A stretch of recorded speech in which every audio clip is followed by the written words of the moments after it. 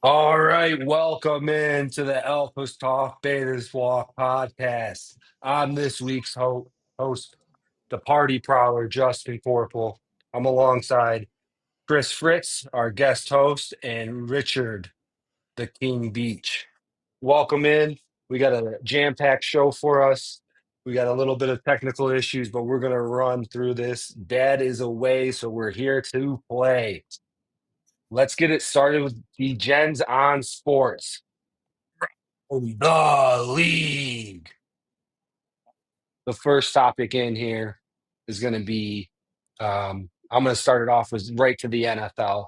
We just got over the draft, and there's a lot that's going on. And my mind goes straight to best ball and draft season. Our dynasty draft, rookie draft is in the books, and I'm excited uh, that that's over with because that was a rough rookie draft to say the least. But my question is, and my topic is post draft, who are the winners and losers from a fantasy standpoint, from a skill position player standpoint, not necessarily a wins and loss, but a who do we think are the winners and losers from this year's NFL draft? Richard, what do you think? So I think the losers are obviously, I'm sure you guys will agree with me, is the Cardinals on drafting Love because I don't know what the hell they're doing and why they have a million running backs, but it seems like there was a few teams that did that this year, and the I really like Arvel Reese going to the Giants. Um, who was the other guy? Keelan Rutledge going to the Texans. I think he's going to be he was ranked number 4 and plays relentlessly through the whistle, finishing blocks with ability to put defenders on their back. Got very strong hands. Once he's latched on, very hard for defenders to shed his blocks. Um, he can lose reps on twists and stunts, and at times he lacks body control, but he does a great job standing the blocks. Plays with good technique. What about you, Fritz? What do you think? Yeah, I thought the biggest loser uh, was with the Cardinals, but I felt like it was Tyler Algier. This guy, he rushes for 1,000 yards as a rookie, and then Bijan Robinson goes top 5. He finally hits free agency, and then they take Jeremiah Love top 5. It's like the poor guy can't do anything. Um, and then the winner, I agree, is the Giants. I mean, they they got the few good players that were in the draft with Reese and Mayoga, however you say his name. But they got a couple of monsters, and Harbaugh is going to be able to build with those. Yeah, absolutely. I feel you on the Tyler Algier talk. I'm a fan of his, I think he was a third round pick, broke Atlanta's rookie rushing record, and then the next year they draft Bijan. And then he finally gets the opportunity. He's got a broken backfield in the Cardinals, and then they draft the heir to be in Love, and it's just like it's I feel for him. I really wanted him to land with Seattle, and I thought that was a better landing spot for him. But I know that they weren't trying to pay anybody. Um, my big loser from a team perspective is the Rams. They are a cunt's hair away from making the Super Bowl run, and they draft a quarterback that won't see the daylight for 2 years. And so that Simpson pick was, a bummer. Thought they had a lot of opportunity to stack their squad, whether it was on offense or defense, but really with offense, would Right. give Stafford another weapon. And then another loser from my perspective is I don't think he's going to land in a ideal position, and that's AJ Brown. It's clear he's out, and with that pick and the tight end pick, they're going in a different direction. And if he goes to the Patriots, I don't think that's going to be a high octane offense. They might want to play, throw the ball, but they're a defense, and they want to run the ball. And as long as Vrabel is going to be the coach, which if that stays as it is now, I think that's the direction of the team. I think it makes sense from a team perspective for the Patriots, but I think overall for fantasy or for even like betting his yards total, I think that's a loser. Some of the winners I have, I like Neighbors. He didn't get another top tier receiver there to take away from his production, so I think he's going to have time to heal up and then be the guy. The Tampa Bay receiver room, somebody's going to emerge. You got Chris Godwin and um, a Mecca, a Big Boo, but you also have other guys there that can emerge, and so they didn't go after really anybody to separate that. Um, Bashal Tutin is another guy that I'll have my eye on in fantasy drafts and best ball because he didn't really have anybody to that they drafted to take away touches from him.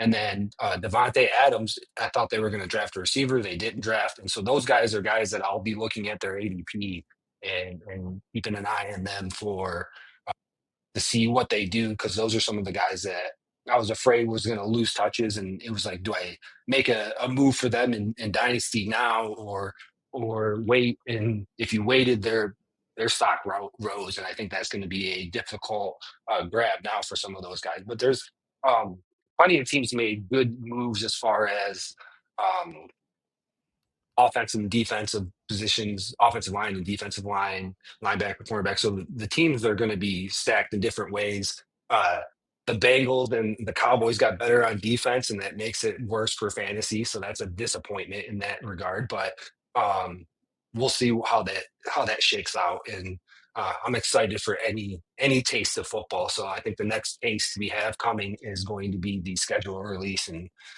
down the road. I think So another exciting thing was Tennessee taking Carnell Tate. yeah. Uh, they signed, gave Wandell Robinson all that money, and then they still have Calvin Ridley under contract for one more year. Calvin was dead. He could be something if he's the third guy. He doesn't have to be the number one. Um, Distraction. I don't think he's going to be necessarily efficient for fantasy, but he's going to have an opportunity. Now, I think from that standpoint, Cam Ward is the winner there. They give him the Yeah, right. opportunity to be the guy.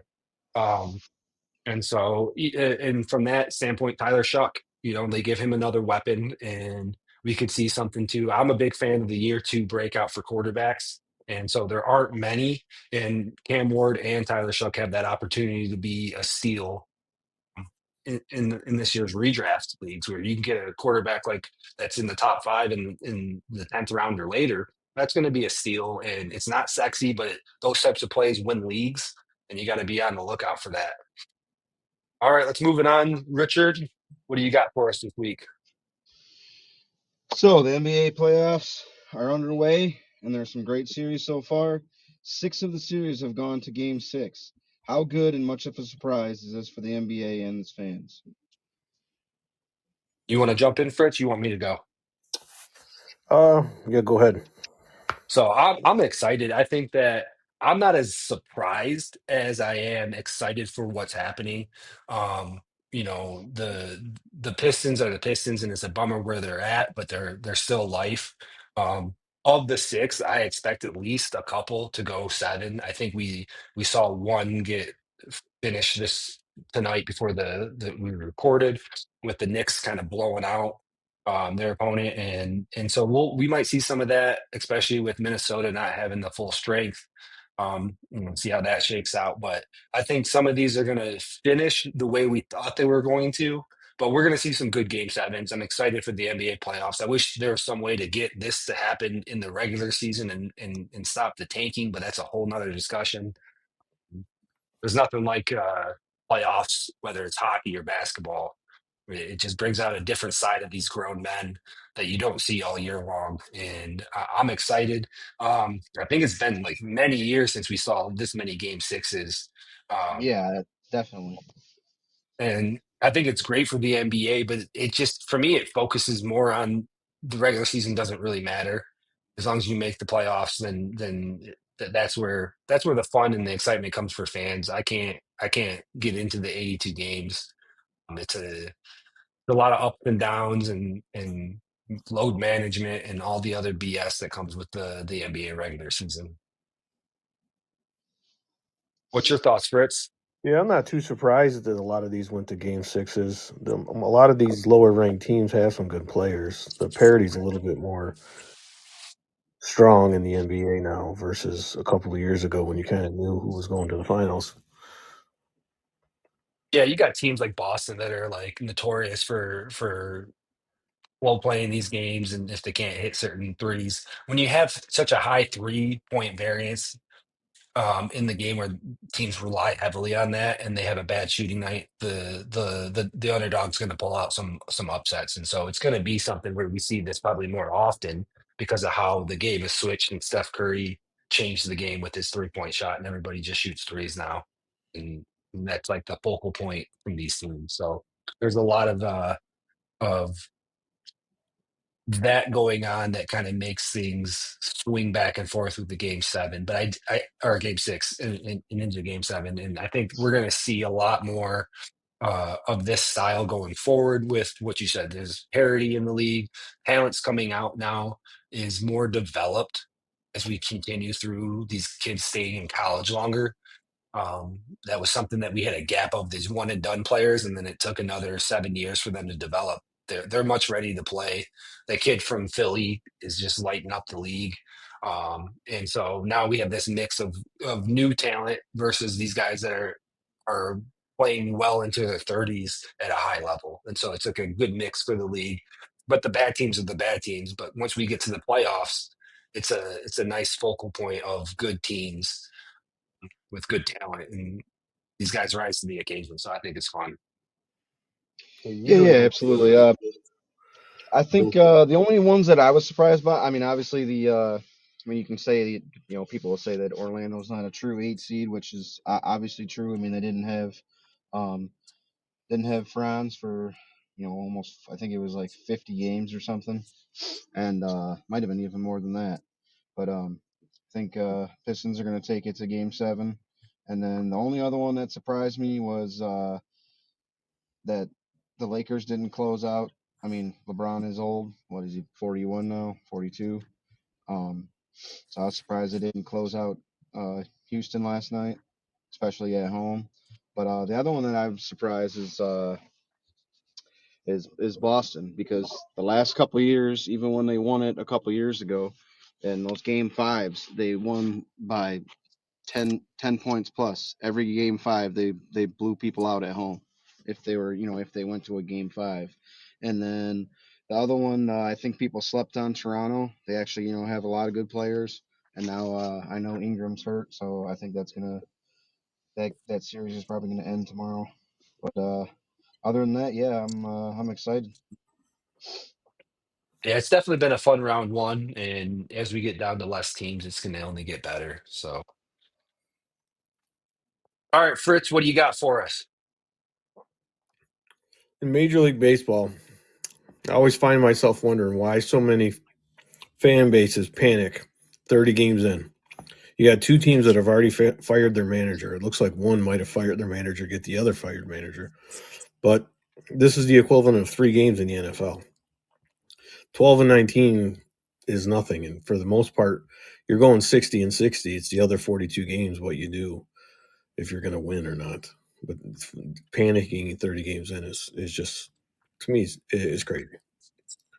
Yeah, I'll jump in here. I think that it is such a common thing to do with baseball because it's such a long season that when you start off slow, you have this idea that this is how it's going to be the whole season, and it's a long year, and you want to fix it before the season gets off. But it also happens on the other side where people think that they're the greatest team ever because they won 20 games out of the first 30, and they're hot, and it's like, well, there's so much that changes, injury management of the players, how you fill your rotation throughout the year.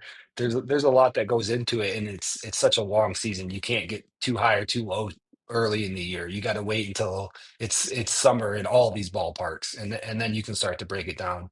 Usually, like around July 4th, there's a little bit better of an understanding of what you're going to be doing and how. But that's it's still early in the year at that point. So um, Yeah, it's one of those things. It's funny to me as more of an outside looking at the MLB, how the fan base can get so gung ho. These teams firing managers already. Didn't was it the Cubs or Boston that flipped the whole coaching staff? Yeah, it was Yeah, they Boston. fired their coach and the whole his whole staff, and it was like a day after they scored 17 runs. Yeah, that's bizarre to me because it's something where like, is it internally like good management teams or good like front offices? You got to get that figured out before the season starts.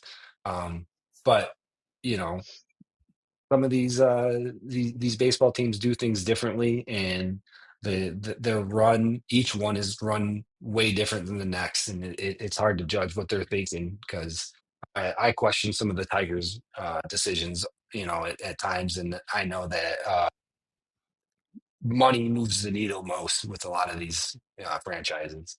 Well, it's just a long, long, long season, and things are going to happen. Even coaching little league, travel baseball, there's nothing to get worried about. A couple of games, we lost the tournament this weekend, like not a big deal. It's a I mean, I long. like to see the players kind of get, their investment in it. They care if they win and lose, and I want to see that excitement from the players. But from like a management standpoint, you got to be even keel. You got to be, good. And then the fan base just they lose their mind over everything. There's such a up and down.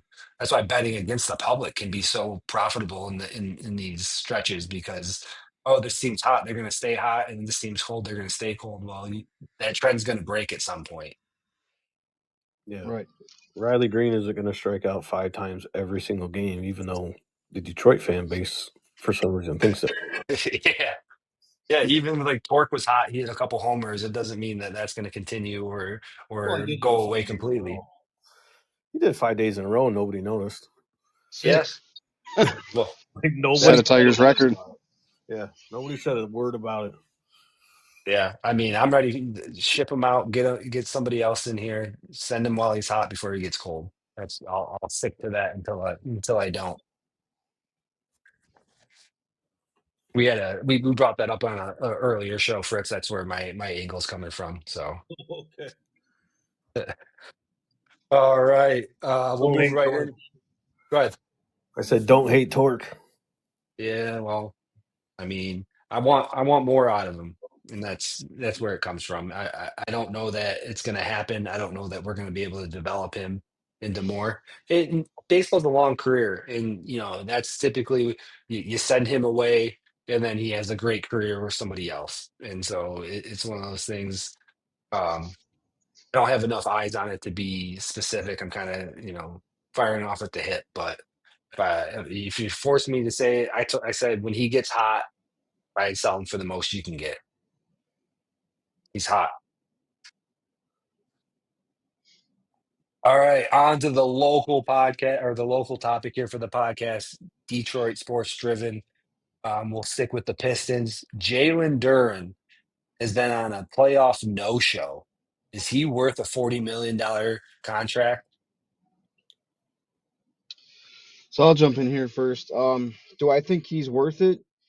Yes. I don't think this is gonna, be a long-term thing that a team has figured him out. I think the big thing here is JB Bickerstaff and coach of the Pistons and Jamal Mosley, the coach of the Magic. They're very good friends outside of the league. They've been on the same coaching staff before. I think you just got to give if you've been watching the games, you got to give the hats off to the coaching staff of the Magic and Jamal Mosley. Um, if you watch replays of the game, Duran gets the ball. If he's in the paint, they just collapse on him, 3, 4 guys, and they're just daring the Pistons to shoot and then if he dishes it back out because they know that the Pistons can't shoot. The only person that can shoot is Cade. But do I think he's worth the 40 million? I think yes, he is. What do you think, Fritz?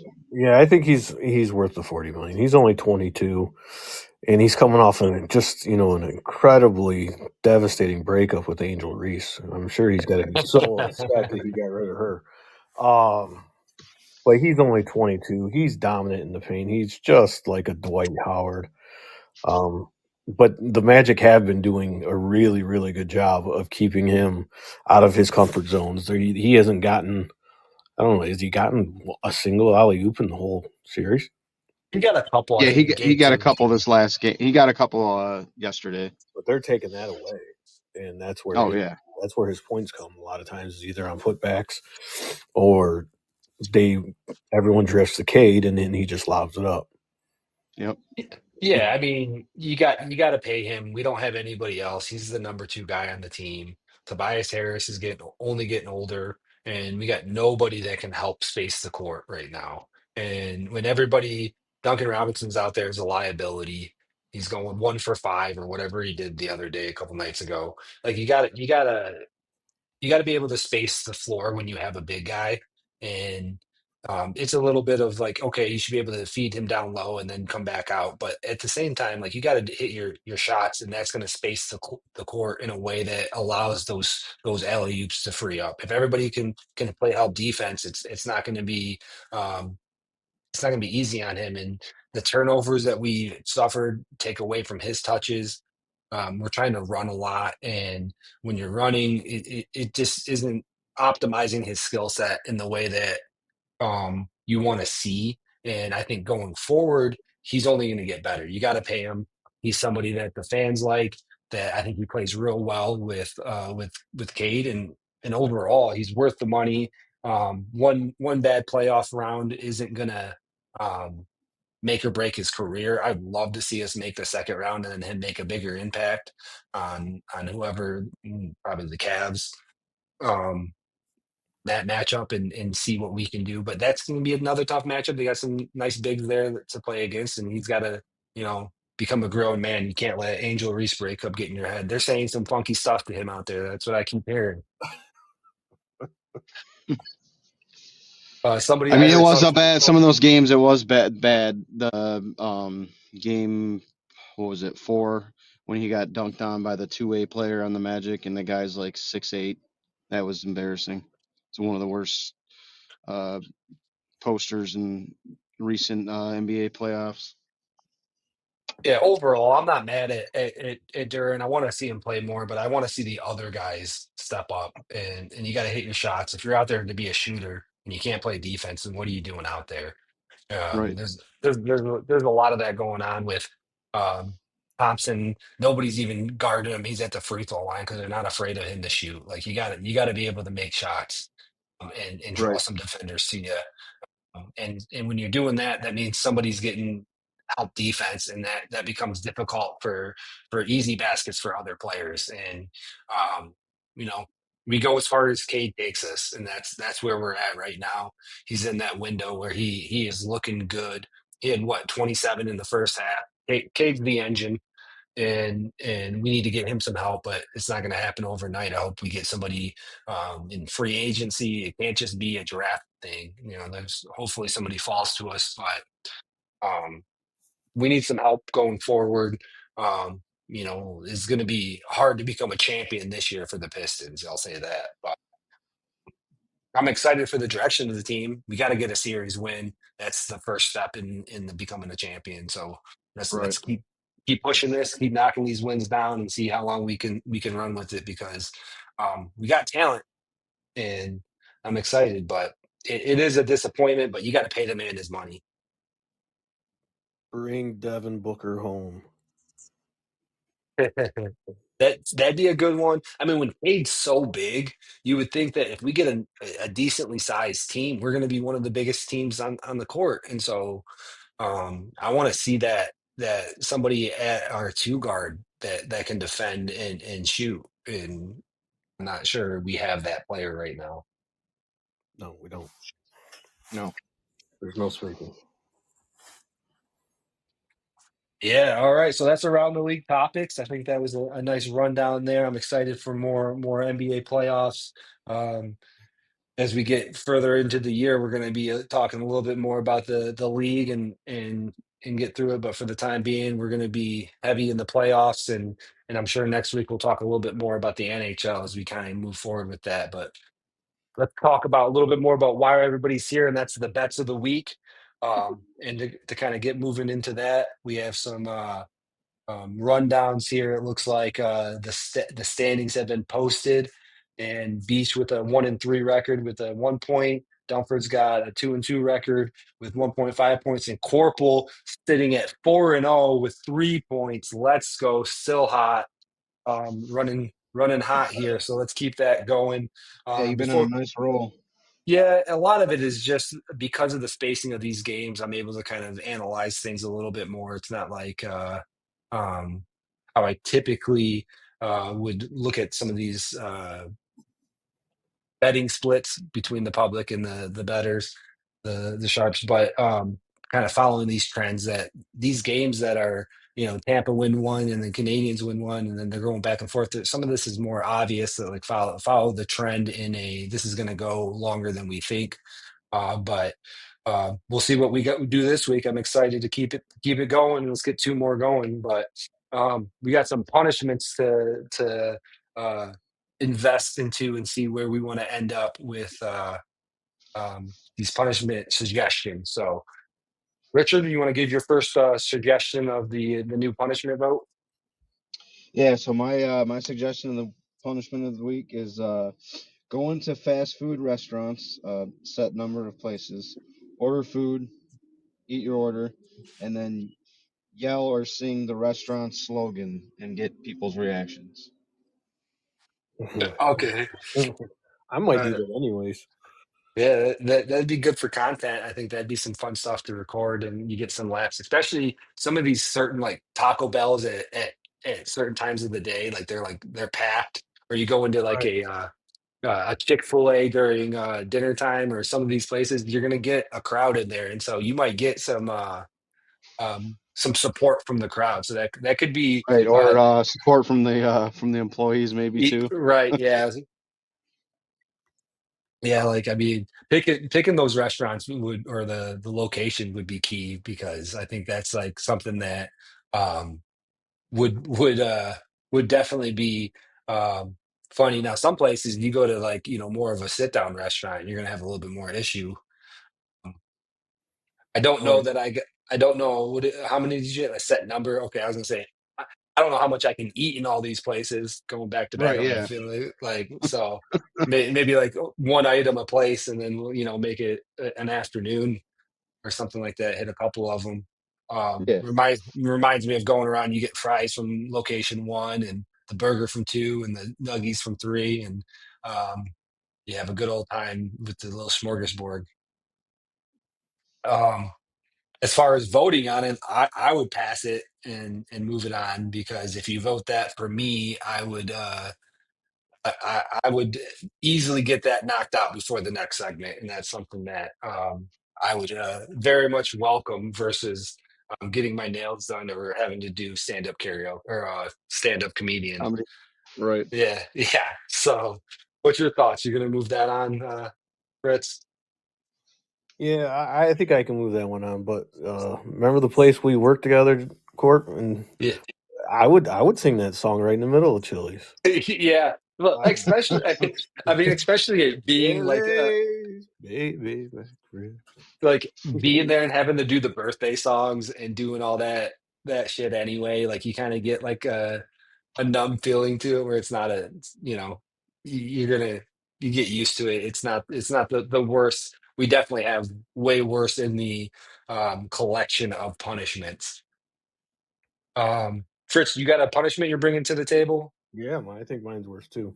So you got to dress up as Prince on karaoke night and get up and do at least 5 Prince songs in character. So that means you I got to mean, act like Prince too. yeah. I mean, karaoke's brutal for me. Like, I don't know. Like, it is not something I enjoy. My kids like it, so I did a couple karaoke songs with them, and it's like, um, Baby Shark. it, no, it was a couple. It was like the Frozen song, "Let It Go" for my daughter. And like, I don't know any of the words, and I'm like, this is brutal. But you do it for them, and it doesn't matter. I'm on a boat with a bunch of people that I don't know, doing it at like a local place with phones recording me because I'm making a fool of myself because I'm dressed like Prince and you know, doing a costume change and doing another song and then doing another song. You can I'd still I'd wear the costume. I'd have to I'd have to like do research on the lyrics of the words because I'm gonna bomb it so hard. But um yeah, yeah, I don't know. I mean, I'm not gonna say no. That's something that if I got voted to do, I'd end up doing it, and it wouldn't be one that I mean, there's a couple on the list that are just like, man, like can we veto That's gonna be rough. yeah, like there's so when you say this, it really kind of puts it into like it's harder than what Beach just said, but it's something that that I don't particularly like to do, but it can be done. So one of those that I'd put into there. I'm not going to be a beta bitch and say no to that one. I'll reserve my vetoes for another time. So What did do you? you do the nail thing yet? No, we got it scheduled for next week or the week after. So. I mean, I started a new job and I'm like, I can't like do that. We had the wedding, and so like there was like some period of just logistically didn't work out. So we'll get it done with and I'll move on with my life. And my kids will make fun of me and hopefully it doesn't encourage them to think outside the box. Right. Oh, Richard, what do you think? Moving this one on into the Into the punishment? pool, yeah. Yeah. Okay. All right, and so then next, it's on to my punishment. This one is a little silly. I don't think it's very difficult, but I think it can be, if done on the right day, can be annoying. The stop, drop, and roll fire drill. Uh, when you get the sign from the winner, you have to stop, drop, and roll wherever you're at. No refusal. Stop what you're doing. Roll like you're on fire. If we do this, I was thinking, at the cornhole tournament or at some kind of event when we're there, you gotta do it. I was thinking originally maybe push-ups, but I think that's too easy. It doesn't do that. But you can be in the middle of a meeting with somebody and you get that notification. You better stop, drop, and roll. Um, there, I think that would just be silly and funny, and like you're gonna get a laugh out of people. You're at dinner with the wife, and you got to get on the ground in the restaurant and stop, drop, and roll. So, however we play it out, I think there's some logistics that can work out. You're gonna frustrate the person that has to do it, embarrass them a little bit, and I think that from my point of view, if I get to do that to you, I get a little bit of power. I think there's got to be a set number, and that's something we'll work out. If it's 5 or 10, but Right, yeah, um, absolutely a set number. Yeah, yeah. yeah, like not endless all day. But Right, if it's yeah. if it's at the cornhole tournament, maybe it's like every time I blow the whistle, you have to do it and just bother the piss out of you while you're trying to throw bags or drink a beer. Like, you know what? It's something's on fire. So, Rich, what's your thoughts? You think this gets moved on? did you say Fritz? Yeah, Oh yeah, I don't care. I don't have to do it anyway, so yeah, that one's fine. yeah, That one's not bad. There could be some good places. It's too bad there's not like malls anymore that you could actually do it, yeah. cause a The scene. the only time I go to a mall is if we're taking our kids to like the play structure inside the mall. That's like the only time I'm at a mall these days. It's probably the only thing that's busy at them all. Yeah, that or the walkers love malls. Like they need a place to walk. These mall walkers are crazy. Oh yeah. You could do it at like 9 a.m. and scare the shit out of those old people. Yeah, But yeah. no, I yeah, was I'll put it in the pool too. I like okay. it. So we're moving all three of them into the pool, and then we'll see how it shakes out. I mean, we're getting to a point where the pool's starting to fill up, and I don't know that we're ever going to get through all like we're at what 15 30, 45 maximum right now. So um, with how we segment these, that gives us a long window of time. So we'll keep coming up with ideas to punish each other, but it really comes down to ensuring that I don't lose another punishment. And so that's all that really matters. All right, let's move on to bets of the week.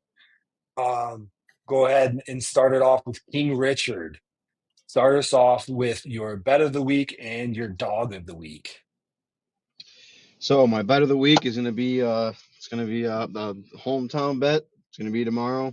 Pistons are gonna stretch it to 7 games. It's gonna be the Pistons money line, minus 163 on FanDuel. And then my dog of the week, I think the Raptors are also gonna stretch it to Game 7, and it's gonna be my Raptors money line plus 149, also over on FanDuel. All right. And where can you find us at, young Richard? Over on Twitter, Alphas Talk Pod, and then on Facebook, Alphas Talk Betas Walk podcast. Yeah, this is the time of the year to start following us. Richard is hot, staying hot. I know Dunford's on there posting bets. Dun Diesel's hot in the NBA playoffs right now. And we're making it happen. So follow us. This is where it's going to be free for now, not for always. All right, Fritz, what do you got for us? The bet of the week tomorrow night, Mariners. They're starting to hit. Brian Woo's pitching well. Going to pitch well tomorrow. Okay, Mariners. I'm going to jot that down as a tail because I don't have many MLB bets at the moment. And do you have a dog of the week for us? Magic money line, even though Ooh, we head to hope head Ooh, it's there. wrong, but it's Yeah. the plus 136. And Is yeah, Franz gonna play? no, no. he's out Game 6, and I heard an interview with I think his trainer, and they said it doesn't look good for him to play. No, he was in like yesterday. He was in a walking boot. Like the timetable for the injury, best case scenario a week, worst case scenario 3 weeks. So, I mean, what, He's not playing. week and a half? I mean that he wouldn't even be able to play Game 7. So For me, I'm rooting for the Pistons. If I had to pick a side or total, I would lean towards the first quarter Pistons. Typically, the team that is in the bounce back scenario comes out hot in that first quarter. And so I like the Pistons there. I try to avoid the spreads in those scenarios because it's such a close. It's so early in the game. But I would take the Pistons on the first quarter money line um, for them to. They need this game to stay alive, so they're the one that I would take advantage of coming out ready to play. Because if they don't, if they get down early, it's going to be a brutal comeback. We need to play defense and get after it. All right. So my bet, right? Did you gave out both of them? Yeah, yeah, Magic. Okay. So my bet is going to be on the Celtics minus 6.5. They're gonna clean the clocks of Philly in this game. I think the shooting bounces back. They finish out the game strong, and the Celtics minus 6.5. This is another one that I would like the first quarter play on. That I'll have a couple ducats on and make some money there and then watch the rest of the game and see. Um, a lot of times you're able to catch the live lines that are better than the opening lines or the closing lines. With this game, I'm afraid to do that, so I'm going to take a minus 6.5 before that money line is at like 2 grand, 6 grand throughout the game, and right. I think they're going to close it out. This is one that I feel very strongly as a favorite, minus 6.5. Probably by before the game, it might even get up to 7 or 8. So it's a it's one of those that place it now before it climbs anymore. I mean, that's the one where you're going to get middled. If you take it at 8, you probably lose, but maybe not. This could be a 20-point blowout. They have the ability to knock down threes in a way that most teams don't. Um, my dog of the week is going to be the Lakers. I think that this is a they're the Raptors or not The the Raptors. Rockets. The Rockets are just Durant's not showing up. He's not playing. I don't think that they're going to be able to do this. I know originally everybody had uh, the Houston winning, and now they're kind of back and forth with it. I think the Lakers win this game, close the series, move on, advance, get a little healthier, and now we get the best player or one of coming back, and hopefully we get some. I like Luca. I know a lot of people are haters on Lakers. I hate that he's a Laker because I like Luca, but I think that's the play. That's my dog. Um, let's keep it moving and say that that would put me at what, 6-0. Let's do it. I think let's do it. I like it. That's where I'm at. That's where my money's on. Let's make some money this week. Let's have some fun and go Pistons. All right. Now let's get into some fun talk here. Alphas in action. We're going to start it off with questions of the week. One topic per guy. Not just a no or a yes. Let's give some thought to it here. So, Beach, why don't you start us off? All right, so spoken on in a prior pod, are we surprised the main Saudi investors are pulling out already on Live Golf after the 2026 season? Go ahead, Fritz. No, I'm not surprised. I thought this thing was going to be. I'm not a huge golf guy, but it just, I mean, maybe that gives you a little bit more clarity when you're not huge in the sport. But this just seemed DOA, kind of like the XFL. It was only going to last for a couple of years. And this is, I mean, they did get some good golfers out, but yeah. Yeah, it's one of those things. I'm not super surprised. We kind of talked about it, potentially happening, and in order to have this be successful, you have to have continued support over longevity, and that's why the PGA has been around for so long, is because everybody keeps going to it. It'd be like starting an NFL team or NFL.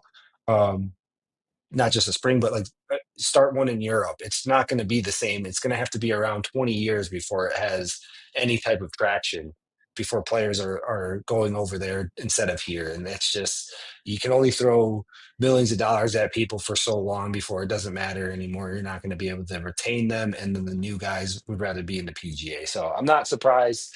I do think that um, it's something that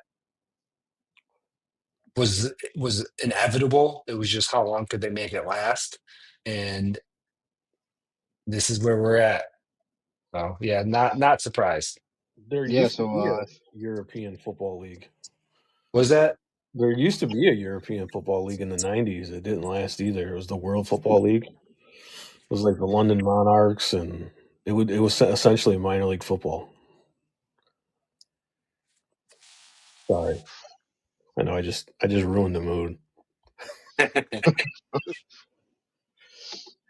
I mean, I think it's I'm surprised because I thought it was going to last probably like at least another like 5 years. I mean, they just started it in 2022. They poured $8 billion into it. Um, the thing that's crazy is, despite this news, Live has indicated they are increasing the revenue from sponsorships and ticket sales. But some of the golfers have already expressed desire to return to the PGA already. So uh, maybe they'll get a new backer, maybe not. But the Saudi-backed projects also include that they're backing out of some in soccer and other sports as well. Have also been affected. Yeah. So all right. So on to Fritz. What's your topic here? Well, I'm just waiting, and so when will someone step up and maybe we can get, I don't know, we can get Elon Musk to listen in or something, and just get all these streaming services into one package, almost like old cable, where you can actually just have all these stupid places, so you can actually watch the game without forgetting to cancel your trial membership. Yeah, Yeah, I get it, man. We talked about this a couple podcasts ago, and it is something that is ridiculous. I think I have like it's like I feel like I have every single one, but we only use three unless there's a specific thing that came out. Like I had to get HBO for March Madness, Yeah. and so now we have HBO, and the wife's watching certain episodes that she's looking forward to, and it's like, okay, let's cancel it at the end of the month, and it's like there's so many of those and then on top of it, the commercials that they're installing in all of these, where it's like, oh, you can pay $20 more for no commercials. It's like this is Yeah. ridiculous. Yep. Teaching my kids patience with those commercials. Well, he's supposed to make it better, but I actually miss being able to look to, go to channel one or channel whatever it was to look at the TV guide, and I could just find the channel and just flick to the damn channel. Now I gotta Google what channel is this game on and what's the other one on, and I gotta figure out what's the best way for me to flip back and forth because some of my streaming's on my PlayStation, some's on my TV. It's like, oh my gosh. Yeah, it's ridiculous. And then they got all the authentication codes that you got to get, and it's not all signed up for mine. So if my wife's gone, I'm like texting her like, "What's the code? What's the code? I gotta sign into this." And it becomes like, come on, like it's a pain Yeah. in the ass. It's out of control, and that kind of brings me in my topic here. Is ticket prices ridiculously out of control now? Like I heard that the for the World Cup ticket prices for the USA game are over $1,000. To go see Dune 3 in theaters, it's $50 for opening night. Like ticket prices all across the board are ridiculous. And are they out of control? Is there any stopping this madness?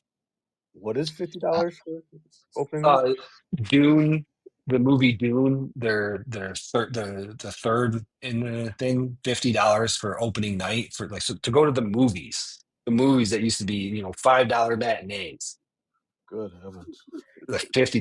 And I think the average cost in the US is like $18 for a movie ticket. That's insane. Yeah, that's the only time I'll go to the movies is during the day because I'm not paying. It's like 12. I mean, even like a normal movie is like $12. So I just still go during the day. It's like 6.25 or 6.50. Yeah, Yeah. and then it's another $30 for a popcorn and pop or whatever the fuck it Right. is. Yeah. Like, Or you just sneak shit in. yeah, no, that's what we do for sure. Yep, big pockets. Yeah. Well, the wife has a purse that she'll bring, and that's good. I haven't gone in a while, but they went and saw the new Mario movie, and that was expensive just for that. And they went for a matinee, and it was still expensive. And it's a fun thing to do. I used to love going to the movies, but I shouldn't have to take out a second mortgage to go to the movies, to go to an Right. event. It's becoming you know too expensive. Now I know I heard that the Pistons game in Orlando you can get tickets for $75. So that was, reasonable, I would think, Yeah, compared they to. don't care down there. Sorry, they don't. I live down there. They don't give a shit about basketball. Yeah, and so that's like, you gotta figure out where you're at, and um you can find some steals and stuff, but at the same time, the World Cup has such a niche fan base that you're gonna charge $1,000 for the cheapest ticket. No wonder why you're not filling out Los Angeles Stadium. They got, 30,000 people out of 70,000 with tickets. And you're charging an arm and a leg. That's just ridiculous. And I think that until people stop buying them, it's just only going to keep going up. They got to have a break point. Yep, we haven't seen it yet. All right. Moving on to the recommendation of the week. Um, we'll start off with young Richard. What do you got for us? What do you All got, right. Richard?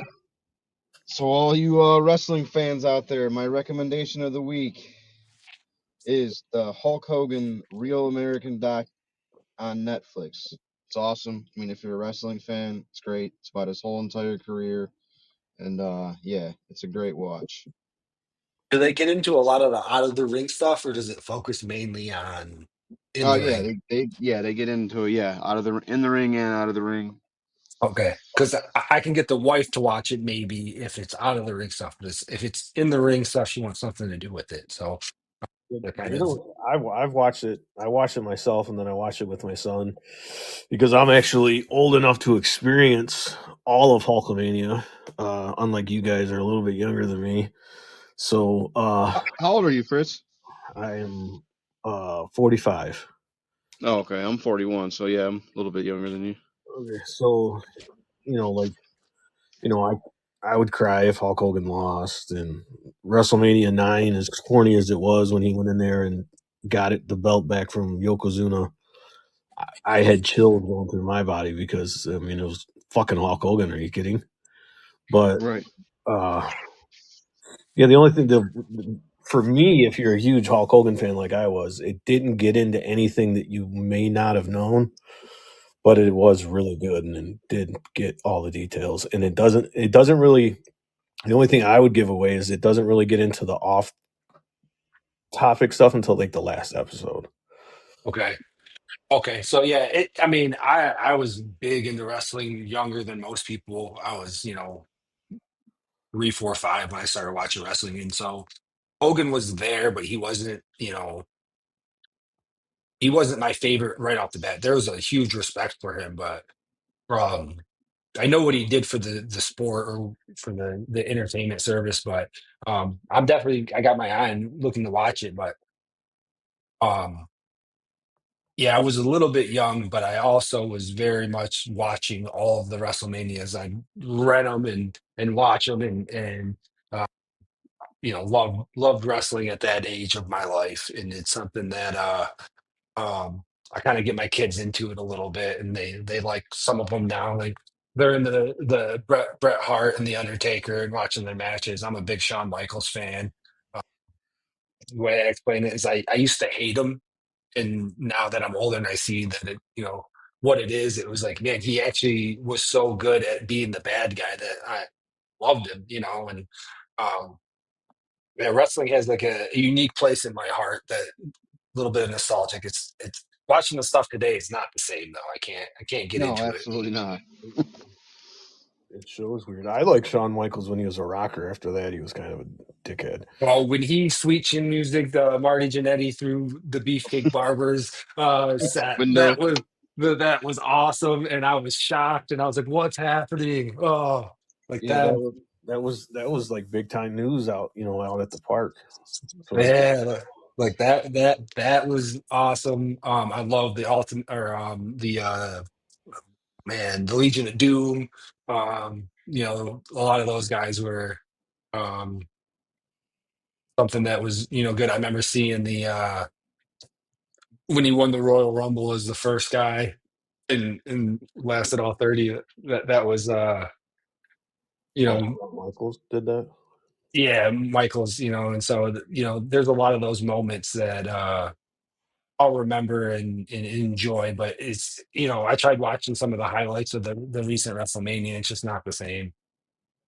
Yeah. One of the cool things about the Hogan interview documentary too, not to give a ton away, is there's always so much hate because Hogan wasn't like such a great performer in the ring. He was just basically the same match all the time.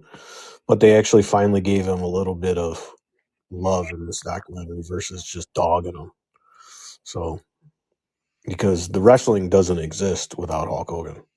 It really Right. doesn't. I mean, he was able to be such a hero for a lot of people. Like it's and the way that McMahon would tease those matches against like Good versus Evil or USA versus um the bad guys. It was well done from his perspective, from a managing the business perspective, and he was able to make that baby face pop, and he did it all over. And I mean, just the colors, the even the hair and the stash, like everything worked. That is Hogan. That is, the goat of all goats. And um, I mean, even when he went to NWO, that was huge. That was like the biggest thing happening. And so he's you got to give it to him in a lot of ways for putting the business on his back. Yeah, because I mean, when he went to the NWO, everybody thought that he was, cooked and done, and that was he even himself says that's the best thing he's ever done. That's his Now, favorite version of himself. I will say his wrestling moves, like his finisher move and the stuff he did, couldn't hold up long. It worked for who he was facing and the style that worked then, but as guys got more agile and moves became better and better, I just don't know that Hogan was able to keep up. I mean, his leg drop, like now people just do the leg drop as like a in the ring move. It's everybody's move, and so the further back you go, the less moves were available, and Right. now it seems like everybody's got the same repertoire.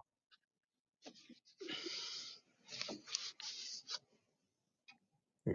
Right. Nobody had that kind of power though. Oh yeah, I mean, you take enough steroids, you can get that power.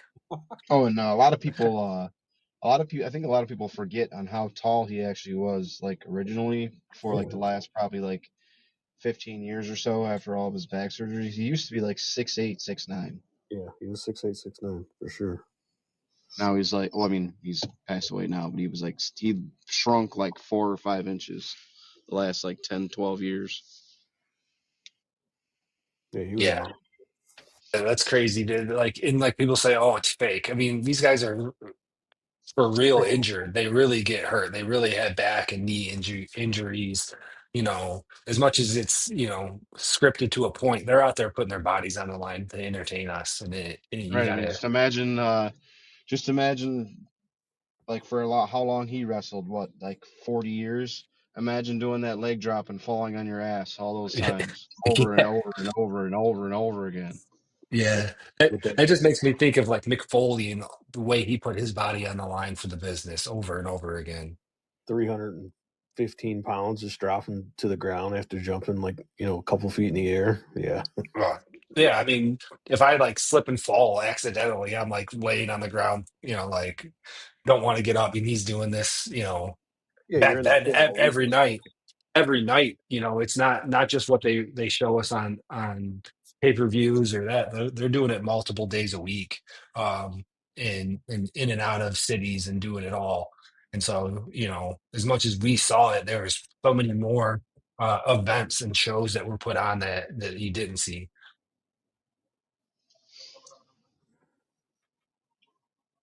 All right, let's move on to the next segment or the next topics here. The recommendation of the week. Let's go ahead and kick it off. A movie, show, music, drink, food, health, wealth that will benefit the listeners, the Alpha Army. Young Richard, what do you got for us? What did you just like repeat yourself? You already did it. Oh, did I? Oh, Yeah. Yeah, he did the Hulk Hogan thing. We were talking for like a half hour. yeah. So I'm moving on to Fritz. What do you got? There we go. Oh, yeah, well, it's a good way to segue into it because I got everyone laughing a little bit. I go to a comedy club, get some laughs, especially if you're up here in Michigan. I don't know where everyone's listening from, but it's been freaking cold. So get out, get some laughs, feel good. Um, it's good Yeah. fun. Where's the last comedy club you went to? Well, I actually, so when I thought about this recommendation, I was like, oh, well, okay, well, I don't have a baseball tournament next weekend and I don't have the kids next weekend. So let's go to Ann Arbor Comedy Club and we're going to go see this one lady that's pretty funny. She's real dry and I kind of like that. So, and it's pretty funny because my wife is very, very quiet. And so I got us tickets right in the front. So hopefully, Nice. hopefully she happens. Oh yeah, I mean, comedy shows are good. Well, I went and saw Bill Burr, and so that's like different idea here. It's a big event, but that was hilarious. We sat real close. Um, Been to Joey's Comedy Club a couple times in Plymouth, and so you find a spot that does it, or there's the people that like practice it and do it and put on a show. It can be funny. They're putting themselves out there, and so you're definitely going to get some good laughs, and it's good to kind of uh, think about those things. And soon we're going to see the boys doing some stand up, and I'm looking forward to that. It's gonna be fun. Who's got to do stand up? Ricky? Both of them. Me and Sean, we're doing the Oh, shared punishment because we tied. where are you guys doing it? We'll figure it out. We haven't got to the logistics. I've been busy with the new job, so I haven't been even keeping up with the group chat as So we much got lately. a All you got to we got a list of places around the area. is it the open mic night where you got to say how bad you are at gambling? No, it's a straight up comedy set. They gotta do Do a um comedy set on open mic night though. Yeah. yeah, yeah. Together? Yeah. They'll do, You yeah. got to sit on Sean's lap and let him do like a ventriloquist dummy on you or something. That would be good. That I'm excited for it. I think it's gonna be fun. So, Yep, you guys got to let me know. I got to be there. oh yeah, that's gonna be the best part. I would be telling everybody. Um, my recommendation this week is going to be Scooter's Coffee. I just tried it and it is fire. They have some awesome flavors. My wife got the strawberry shortcake coffee, which I thought was going to be gross, and it's great. She loves it. The s'mores was good. They got lots of stuff. They got some good donuts and other food items. So I'm endorsing Scooters. I'm not sure how national they are, but I've seen them all over here in Michigan, so I recommend checking that out. And if you're gonna pay up for a coffee, check out Scooters. You guys had Scooters yet? I don't. I have not. Do they have one over here? Because you moved away from us, didn't you? Yeah, I'm a little bit north of you guys. I'm over in the other side of town, closer to Sean. But They got one. They got one in Plymouth, like I think it's Ann Arbor Road in Sheldon, and then they just put in another one somewhere else, and I can't remember where it's at. yeah, they're starting to pop up. So I'm sure we'll see more and more of them. They're getting franchised all over the place. Check it out. It's not cheap, but it is delicious. Nothing's cheap anymore. No, $10 coffees.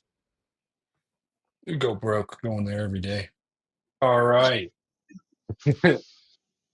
Moving on to everybody's favorite segment, the power stance. So we need everybody to say it and then give their stance. Young Richard, what do you got for us? Power stance. So my power stance of the week is don't be afraid to take a chance on yourself. You miss, as the old great Wayne Gretzky says, you miss 100% of the shots you don't take. That is true. I am a believer in this too. No's are free. Take the chance. Ask the chick out. Do the thing, and you'll be a better person at the end of it, no matter what the result is. Absolutely. Fritz, let's hear it. So I gotta say power stance. So what wrestler do I gotta do it like I do? Like Macho Man or something? Go ahead. However you think is, give it to us. Powers. Nah, I can't do it. Not this time. Sometimes I can do it. Not this time. Mine tithe, give back. Uh, it always says like whatever religiously 10%. It doesn't have to be 10% of your money. It could be 10% of your time, and it could be something that you're good at that maybe other kids aren't good at, or other guys aren't good at, or anybody else out there that where you can give back.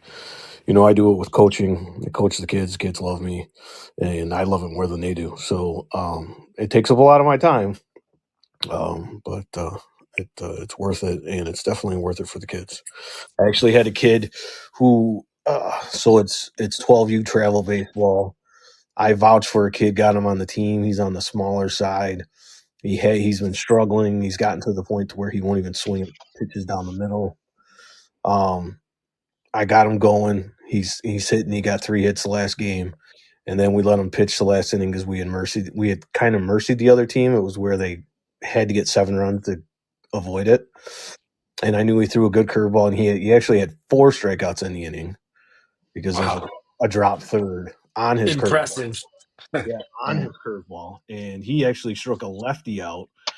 I was a little nervous because I call the pitches, and I was a little nervous to call him, but the lefty, his curveball was so nasty. So now, but anyways, this kid now he feels like he actually belongs. So like just things like that are just so amazing to do, and how important they are in kids' lives. Absolutely. I mean, that's a good one. And if you're looking for fulfillment, like giving back to the community, to somebody that deserves more than what they have is always a good way.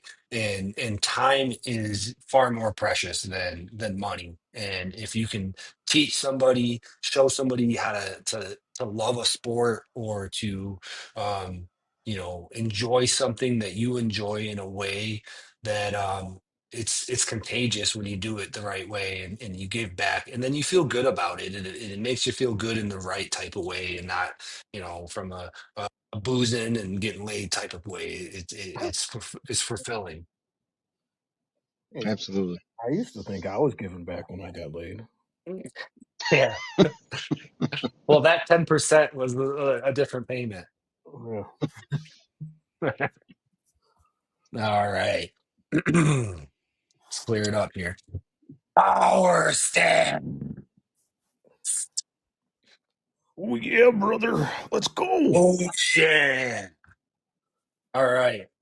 Adults that complain about the job and work they have are the ultimate losers. Do your job. Stop complaining. It doesn't change the fact that that's where you get your paycheck from. You keep coming back. Stop complaining about it. Figure out something else to talk about. Um, I'm sick of hearing it. I hear it a lot in this industry from certain perspectives, but you get paid to do something, do it. Stop making it hard on everybody else because you don't like your job. And so, you know, really just stop complaining overall. It gets nothing done. Find the joy in what you do or don't do it. Find something else to do. And so I am over and out, done with complaining from grown men. I can't take it anymore. They just need to stop it, get over it, or get out of the building. And so that's where I'm at. I don't know about you guys if you hear grown men complain, but I hear it far too often. And it is something that is just I can't Oh, take I it hate. anymore. It's in my new job that I've had for almost 6 months. I hear it all the time. I just got promoted to being a trainer, so I hear it more and more now, like every day. My work unfortunately has kind of a high turnover rate, so I hear it more than I want to. The one common one is obviously that's not my job or that's not part of my job. Oh Yes, it yeah, is. Just fucking do it. shut the fuck up. You're there to get paid. You're not there for anything else. Yeah. I mean, You're not there to have fun and yeah, like if I can't take it anymore. I hear it too often, or like this job's too hard to do. I'm in sales. Like I'm not trying to sell easy jobs. I'm trying to sell people that want to go with us. Stop turning down jobs because they're difficult, and let's find somebody that can do it and sell the job. But that's what it is in the industry, and that's how we go about it. And uh, I just can't take the complaining. Like it's at met my max with that. The grown men, you chose this industry. You accepted the position. Move forward. right. Do your job, collect your paycheck. All right, that is it for this week. Next week we expect our leader to be back. Um, and he will be controlling things from the switchboard, and we will have the drops and everything back on track. For this week, we're signing off. Alphas, oh, don't be a beta bitch. Woo! Woo! Woo!